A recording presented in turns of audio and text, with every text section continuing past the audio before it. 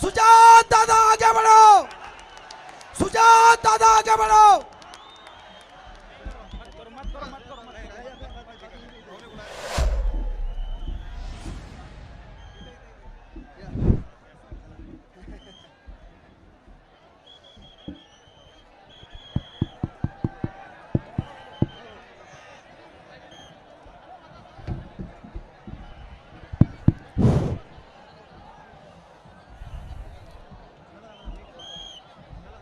भगवान तथागत गौतम बुद्ध,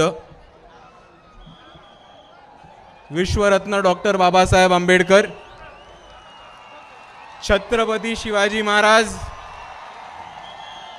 महात्मा ज्योतिबा फुले, सावित्रीमाई फुले, छत्रपती शाहू महाराज, साहित्यरत्न अण्णाभाऊ साठे, मौलाना आझाद आणि ह्या सर्व महापुरुषांबरोबर मला अजून एकाचं नाव अभिवादनामध्ये घ्यायला आवडेल, ज्यांनी 21व्या शतकामध्ये तरुणांमध्ये आणि इकडच्या विद्यार्थ्यांमध्ये आपल्या कृतीतनं, आपल्या चळवळीतनं परत एक आंबेडकरवादी चळवळीला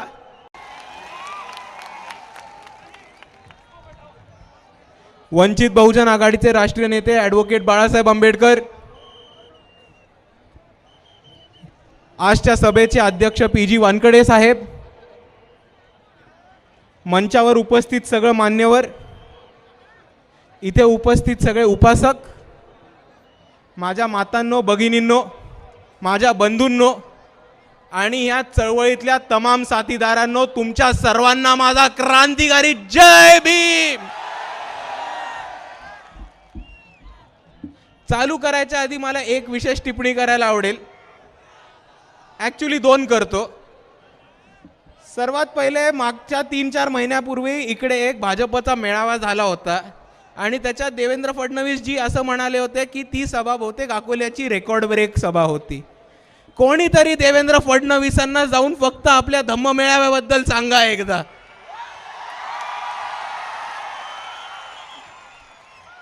आणि अख्खी आंबेडकरवादी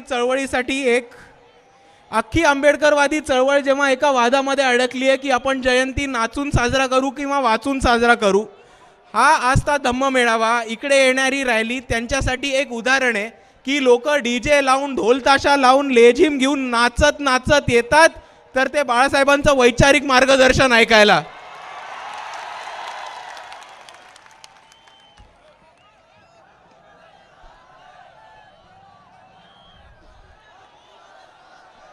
आज आपण सर्वांनी एक परिस्थिती समजून घेऊयात आणि एका गोष्टीकडे लक्ष टाकूयात की आपण सर्व डॉक्टर बाबासाहेब आंबेडकरांनी दिलेल्या मार्गावरती चालत आलोत। त्या मार्गावरती चालून आपली प्रगती झाली आहे आणि आपण इथपर्यंत पोहोचलोय, आपण आपली चळवळ पुढे नेली आहे। आज मित्रांनो, आपण एक गोष्ट जाणून घेऊयात की ह्या देशामध्ये असं कोणतंही क्षेत्र नाही आहे जिकडे आपण मागे राहतोय, तर प्रत्येक क्षेत्रामध्ये, ते विज्ञान असो, ते अर्थशास्त्र असो, ते राजकारण असो, ते क्रीडा असो, ते मीडिया असो, ते सिनेमा असो, आपण कोणत्याही क्षेत्रामध्ये मागे नाही पडलोय, तर इकडच्या प्रस्थापितांच्या पायावर पाय ठेवून, त्यांच्या डोळ्यात डोळे टाकून त्यांचा सामना करतोय। पण हीच परिस्थिती समजून घेत असताना आपल्या सर्वांना एक गोष्ट पण लक्षात घ्यायला लागणार आहे, ती म्हणजे आज या देशामध्ये, आज महाराष्ट्र राज्यामध्ये परत एकदा मनुवादी ताकद उभी राहतीये। जर आपण बघितलं तर भारतभर आपल्या दलित बांधवांना घोड्यावर मिरवणूक काढण्यासाठी त्यांचा जीव घेतला जातो, कोणी दाढी किंवा मिशी वाढवण्यासाठी त्यांचा जीव घेतला जातो, चांगले कपडे घातल्यासाठी त्यांचा जीव घेतला जातो, चांगल्या हॉटेलमध्ये गेल्यासाठी त्यांचा जीव घेतला जातो किंवा त्यांना बेदम मारण्यात येतं। आणि जर आपण आपल्या महाराष्ट्रामधल्याच गेल्या 6 महिन्याचं उदाहरण घेतलं तर आपल्या सर्वांच्या समोर एक खूप दुःखदायक घटना होती, ती म्हणजे आपल्या सर्वांचा चळवळीतला साथीदार, वंचित बहुजन आघाडीचा एक धडाडीचा कार्यकर्ता, ज्याला आम्ही साथीदार मानायचो, असा अक्षय भालेराव, त्यांनी नांदेडमध्ये त्यांच्या गावामध्ये पहिल्यांदा मिरवणूक काढली म्हणून तिकडच्या जातीवाद्यांनी त्यांच्याशी फुकट फालतू भांडण करून त्यांचा जीव घेतला गेला। लातूरमध्ये रेणापूरमध्ये एका मातंग समाजाच्या माणसाला तिकडच्या ठेकेदारांनी पैसे चोरल्याच्या आरोपावरती ठेचून मारलं आणि त्यांचा जीव घेतला. श्रीरामपूरमध्ये जर आपण घटना घेतली तर काही भटक्या विमुक्त दलित समाजातल्या तरुणांना तिकडच्या गायगुंड्यांनी तिकडच्या ठेकेदारांनी कबूतर चोरीच्या आरोपांवरनं उलटं टाकलं, त्यांना उलटं टांगण्यात आलं, त्यांना मारण्यात आलं आणि त्यांना अमानुष्य असं टॉर्चर करण्यात आलं. आणि हा प्रसंग घडतोय कारण फक्त आणि फक्त आज भाजप आणि इकडचा समाज RSS संघ हा सत्तेत आलाय. आणि दुसऱ्या बाजूला आपण एक समजून घेऊयात की इकडचं जे पोलीस प्रशासन आहे, इकडची जी कायदा व्यवस्था आहे, यांना त्यांनी डावळायचा सुरुवात केला आहे आणि इकडची कायदा व्यवस्था आज त्यांनी खिशात टाकली आहे, म्हणून यांना कोणी जाब विचारणार नाही आहे. मणिपूरची घटना आपल्या सर्वांना माहिती असेल. 3 महिने हा राज्य जळत राहिला, बातमीसुद्धा आली नाही. आणि जेव्हा त्याचे दृश्य त्याच्या घटना आपल्या सर्वांसमोर आल्या तेव्हा माणुसकीला काळीमा फासणारी अशी एक घटना आपल्या सर्वांसमोर उघडी झाली. आणि हा राज्य 3 महिने जाळत राहिला फक्त आणि फक्त कारण मोदी आणि अमित शहाचं ते षडयंत्र होतं. आणि मित्रांनो, माझ्या साथीदारांनो, जर आपल्याला ह्याच्या विरुद्ध काही करायचं लागणार आहे, जर आपल्याला ह्याच्या विरुद्ध एक आवाज उचलायचा असणार आहे, तर आपल्या सर्वांना एकत्र येऊन लढायला लागणार आहे. कारण हे माझं ठाम म्हणणं आहे आणि मी ठामपणे मानतो की जर इकडच्या संघाला, इकडच्या भाजपला, इकडच्या धारकऱ्यांना, इकडच्या मनुवाद्यांना, इकडच्या नागपूरच्या अर्ध्या चड्डीवाल्यांना जर कोणी हरवू शकतं, जर त्यांचा कोणी पराभव करू शकतं, जर त्यांना कोणी उचलून खाली आपटू शकतं, तर तो फक्त आणि फक्त इकडची आंबेडकरवादी विचारधारा, एवढा मी ठामपणे मानतो. पण मित्रांनो, आज ह्यांचा पॅटर्न बदललाय, आज ह्यांचा जरा गेम प्लॅन बदललाय. हे ह्या लोकांची आपल्याला बघून, मी सरळ सरळ सांगतो, ह्या लोकांची आपल्याला बघून सरळ सरळ फाटते. म्हणून ह्यांनी काय केलंय, ह्यांनी आता नकली आंबेडकरवादी त्यांच्या पेरोलवरती ठेवलेत आणि त्यांना सगळीकडे पाठवायला प्रयत्न केलाय. आणि जर आपण सतर्क नाही राहिलो तर हेच नकली आंबेडकरवादी RSSचे, भाजपचे, हिंदुत्ववाद्यांचे पैसे घेऊन आपल्या बुद्धविहारामध्ये शिरतील, आपल्या वस्तीमध्ये शिरतील, आपल्या समाज मंदिरांमध्ये शिरतील आणि वेगवेगळा अपप्रचार करायला सुरुवात करतील. आणि तसेच नकली आंबेडकरवादी काही आपल्या शहरामध्ये आलेले आणि त्या शहरामध्ये येऊन एक गोष्ट म्हटलेले की आपण राजकारणाकडे जरा असं पडूया नको, आपण राजकारणाकडे दुर्लक्ष करूया, आपण आपली नोकरी आणि शिक्षण ह्याच्यावरतीच विश्वास ठेवूया आणि ह्याच्यात काम करूया. अरे ह्या साल्यांना मला एक गोष्ट सांगायची आहे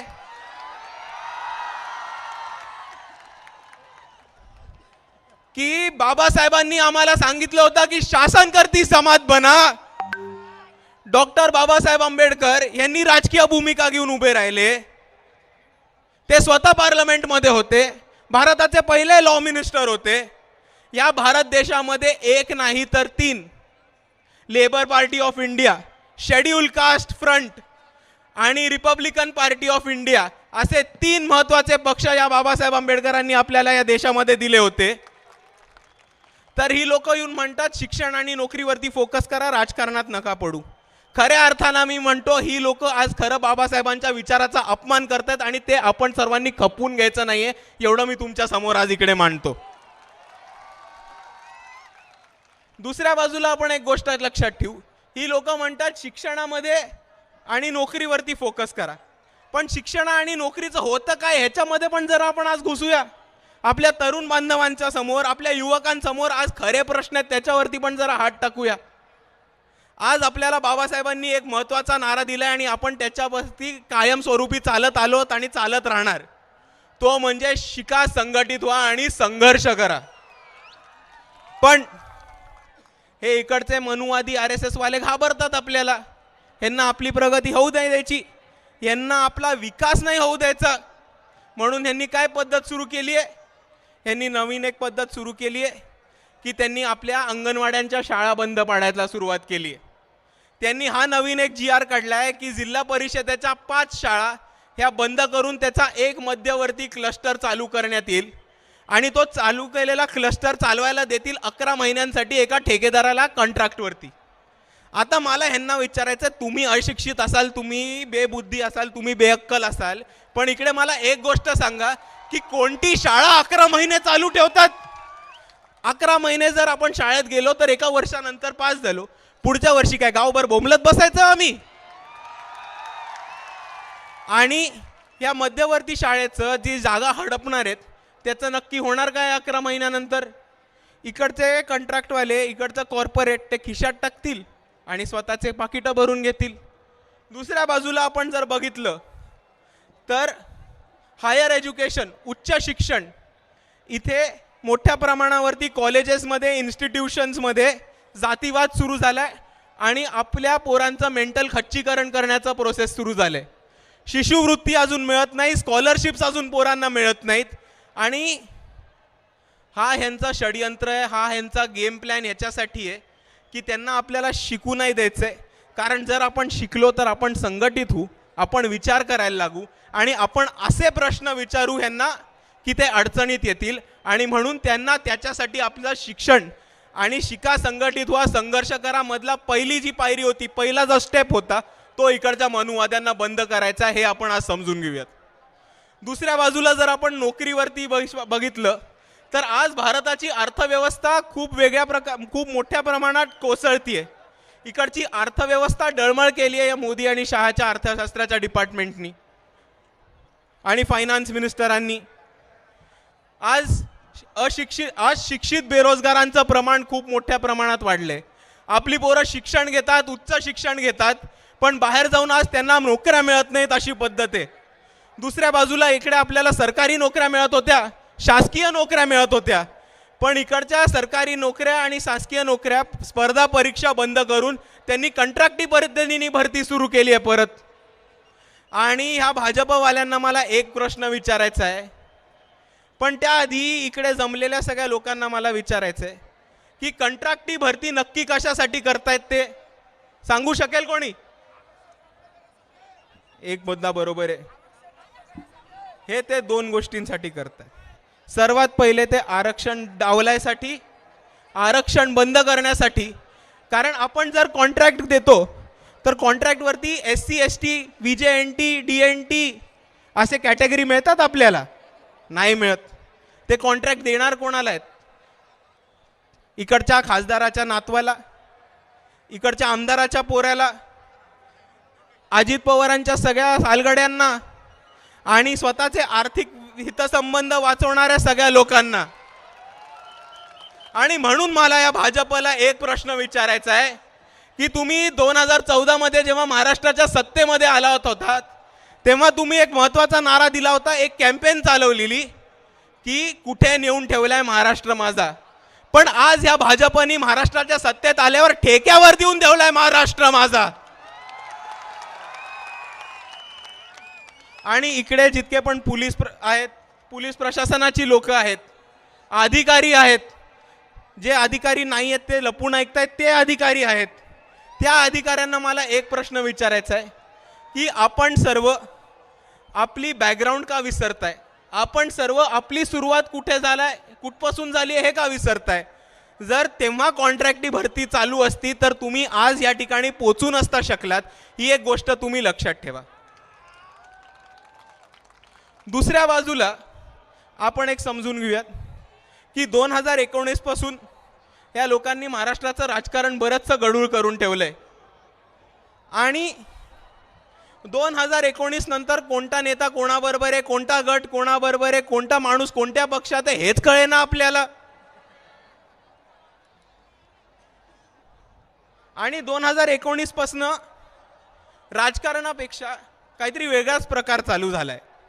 पण एक पॉलिटिकल सायन्सचा विद्यार्थी म्हणून, एक राज्यशास्त्राचा विद्यार्थी म्हणून मला एक गोष्ट ठामपणाने ह्यांना सांगायची आहे, ती म्हणजे आपण सत्तेसाठी कितीही ओलांट्या उड्या मारा, तुम्ही काही करा, पण ह्या तरुणांचा, या युवकांचा, इकडच्या विद्यार्थ्यांचा फक्त लोकशाहीवरचा विश्वासघात नका करू. कारण प्रत्येक नेत्याला ती एक नैतिक जबाबदारी आहे की आपण लोकशाही टिकवून ठेवली पाहिजे आणि प्रत्येक माणसाला मतदानाचा अधिकार आणि महत्त्व समजून टाकला पाहिजे, तो कोणत्याही पक्षाचा असो, तो कोणत्याही विचारधारेचा असो. पण 2019 पासून नक्की झालं काय? 2019 नंतर खऱ्या अर्थाने राजकारण बंद करून एक क्रिकेटची मॅचच सुरू झाली असं मला वाटतं.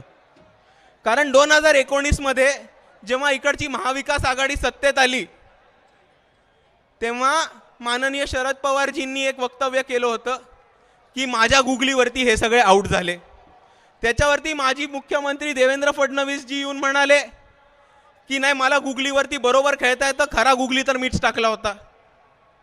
मग शरद पवार साहेब म्हणतात की नाही, यांना तर खऱ्या अर्थाने माझा गुगली कळलाच नव्हता. मग फडणवीस जी येऊन म्हणतात नाही, मी यांच्या गुगली बरोबर खेळलेलो, खरा गुगली माझा होता. मग त्याच्यानंतर पवार साहेब म्हणतात की मी इतके वर्ष ICC आणि BCCIचा अध्यक्ष राहिलोय, इकडच्या माणसांनी मला क्रिकेट खेळणं शिकवू नये. मग त्याच्यानंतर देवेंद्र फडणवीस जी येऊन म्हणतात की पवार साहेबांच्या गुगलीनी त्यांचाच माणूस आउट झाला. मला ह्या महान नेत्यांना, ज्येष्ठ नेत्यांना एक विनंती करायची आहे की रोहितदादा पवारांकडे महाराष्ट्र क्रिकेट असोसिएशन आहे आणि त्या अमित शहाच्या कार्ट्याकडे BCCI आहे. तर आपण ह्या दोघांना विनंती केली तर हे दोघं आपल्याला महाराष्ट्रामधलं किंवा भारतामधलं कुठलंही क्रिकेटचं स्टेडियम उपलब्ध करून देतील. आपण तिकडे जाऊन मोकार बॅट बॉल खेळत बसा, या महाराष्ट्राच्या जनतेशी घेऊ नका फक्त.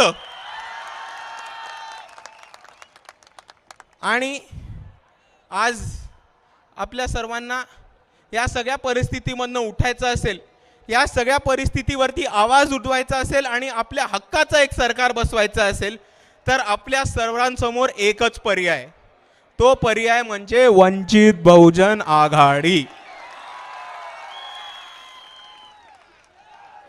आणि आज मी एक गोष्ट सांगतो की ह्या वंचित बहुजन आघाडीच्या कार्यकर्त्यांनी एक ठराव केलाय की जर कोणी मनुवादी, धारकरी, संघी, भाजपचा चिल्लर कार्यकर्ता, भाजपचा मोठा कार्यकर्ता, नागपूरचा अर्धी चड्डीवाला इकडच्या वंचितांच्या विकासासमोर आला, जर इकडच्या वंचितांच्या विकासासमोर आडवा आला तर इकडचे वंचित बहुजन आघाडीचे कार्यकर्ते त्याला आडवा करण्याशिवाय राहणार नाहीत, एवढं मी तुमच्या समोर सांगतो.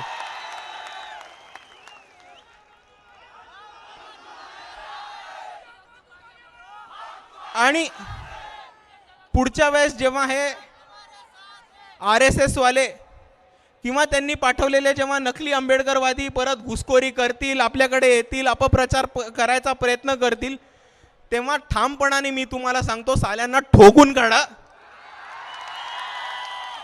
आणि जर त्यांनी परत याची हिम्मत केली तर त्यांचा करेक्ट कार्यक्रम मी स्वतः येऊन वाजवतो, एवढं तुम्हाला सांगणार आहे.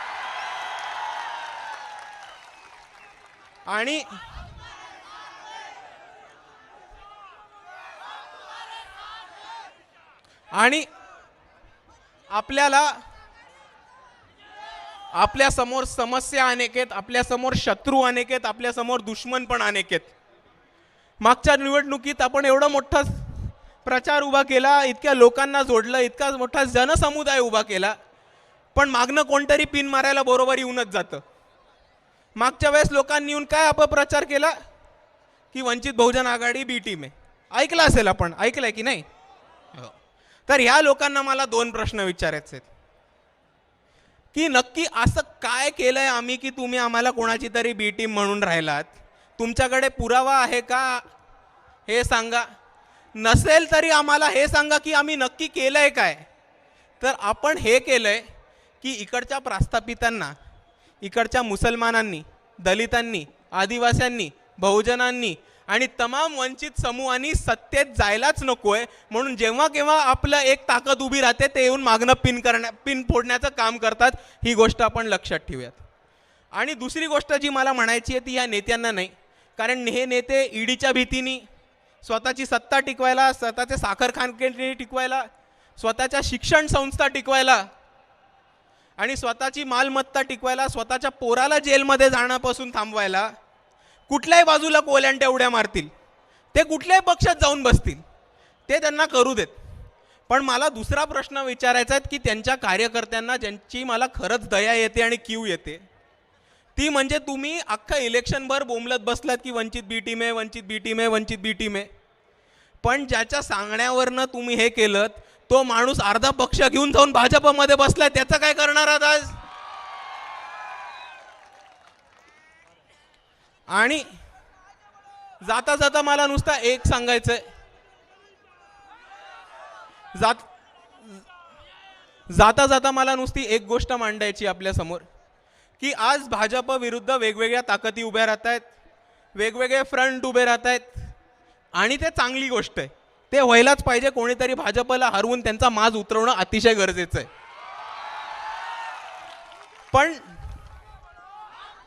पण दिल्लीमधले एक शख्स आहेत, दिल्लीमधले एक व्यक्ती आहेत, त्यांनी असं म्हटलं होतं की वो नफरत के बाजार में एक मोहब्बत का दुकान खोलना चाहते हैं.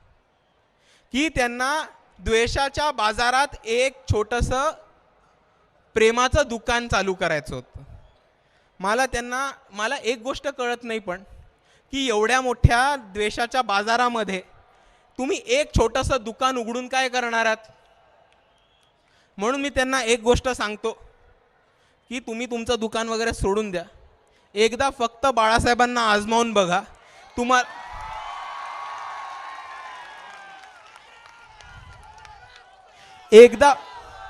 एकदा फक्त बाळासाहेबांना तुम्ही आजमावून बघा. दुकान बिकान सोडा, भाजपचा अख्खा बाजार उठवू. एवढं म्हणून मी माझे 2 शब्द थांबवतो. जय भीम, जय भारत, नमो बुद्धाय.